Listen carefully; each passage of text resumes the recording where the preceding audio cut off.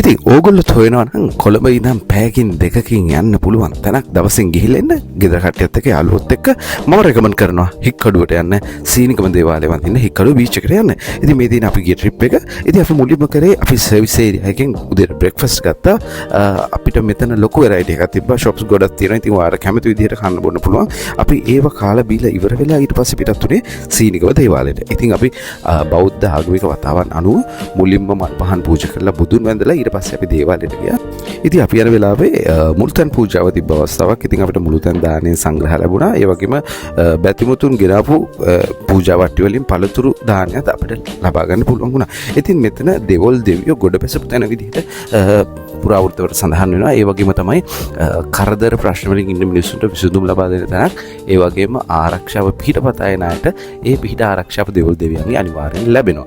ඒත් එක්කම තමයි මේ ඉන්නේ මණිමේකලා දෙවඟන. මණිමේකලා දෙවඟන කියන්නේ මුහුදට අධිපති දෙවඟනක් විදිහට සැලකෙන. ඒ වගේම මුහුද ආශ්‍රිතව රැකියාව කරන ජීවිකාව කරන අයට එතුමියගේ පිට ආරක්ෂාව ලැබෙනවා. ඉතින් අපි එතනින් පස්සේ ගියේ සීනිගම මුහුද මැද තියෙන දේවාලය වන්දනා කරන්න. ඉතින් මේ වගේ බෝට් එකකින් තමයි අපිට එතෙන්ට යන්න වෙන්නේ. අපි 8 දිනකට රුපියල් 3000ක් වගේ කොස්ට් එකක් ගියා මෙතනින් ගිහිල්ලා එන්න.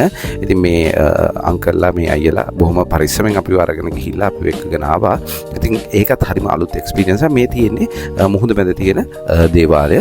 ඉතින් අපි එතෙන්ට ගියා. එතන බොහොම සුන්දර ලස්සන පරිසරයක් වටපිටාවක් තියෙනවා. වටේට ඕගොල්ලන්ට ලස්සන විසිතුරු මාළු බලා ගන්න පුළුවන්. ඒ වගේම කැස් බෑවෝ වගේ සත්තු මෙතන අපිට දැක ගන්න පුළුවන්. මේ තියෙන්නේ දේවාල පරිශ්‍රය. ඉතින් දෙවොල් දෙවියෝ කියලා කියන්නේ මිනිස්සුන්ගේ අසාධාරණයට පිහිට වෙන, ඒ වගේම ප්‍රශ්න කරදර වලට උදව් කරන, පිහිට ආරක්ෂාව දෙන දේවතාවුන් වහන්සේ නමක් විදිහට තමයි සැලකින්නේ. උන්වහන්සේ ලංකාවට ගොඩ බැස්සේ මෙතන කියලා තමයි පුරාවෘත්තවල සඳහන් වෙන්නේ. ඒ වගේම සීනිගම කියන නම හැදිලා තියෙන්නේ වැලි සීනි බවටපත් වුණා කියලා පුරාවෘත්තයත් එක්ක තමයි සීනිගම කියලා ගම නම හැදිලා තියෙන්නේ. ඉතින් මෙන්න මෙතන විශේෂ තැනක් මෙතනදී තමයි ওই මිරිස් සමරනවා කියලා අපේ කට්ටිය ගණන් කරන්නේ. ඉතින් ඒක අපිට හරි අලුත් අත්දැකීමක් වුණා. මොකද අසාධාරණයක් වෙච්ච කෙනෙක්ට මෙතනදී පිහිට ලැබෙනවා, සාධාරණ ඉෂ්ට කරගන්න දෙවියන්ගේ ආශිර්වාදය ලැබෙනවා කියලා තමයි කියන්නේ. නමුත් ඒ කියන දේවල් නම් අපිට අහගෙන ඉන්න අමාරුයි. එතන ඡායාරූපගත කරන්න, වීඩියෝ පටගත කරන්න අපහසු තැනක්. ඒක නිසා අපි ඒක කිසි දෙයක් කරේ නැහැ. නමුත් අපි යන අවස්ථාවේ ලොකු පිරිසක් ඇවිල්ලා ඒගොල්ලන්ගේ දුක් ගැන මෙතන කියලා එතන කපු මහත්තයා හරහා ඒ වතාවත් කරා. ඉතින් ඒකත් අපිට ගන්න පුළුවන් වෙච්ච ලොකු අත්දැකීමක් ජීවිතේට.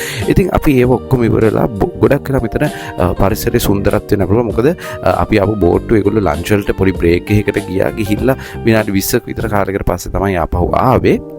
ඒක නිසා අපිට ටික වෙලාවක් මෙතන ඉන්න උනා. හැබැයි පාඩුවක් උනේ නැහැ. මොකද මේ වගේ අත්දැකීමක්, මේ වගේ සුන්දර පරිසරයක් අත්විඳිනවා කියලා කියන්නේ ඒක මනසට හරිම නිදහසක්. කට්ටියට ගොඩක් එන්ජොයි කරන්න පුළුවන් වුණා. ලස්සන ෆොටෝස් ගන්න, මාළු බලන්න, කැස් බෑව බලන්න, මේ හැම දෙයකම අපිට අවස්ථාවක් හම්බුණා.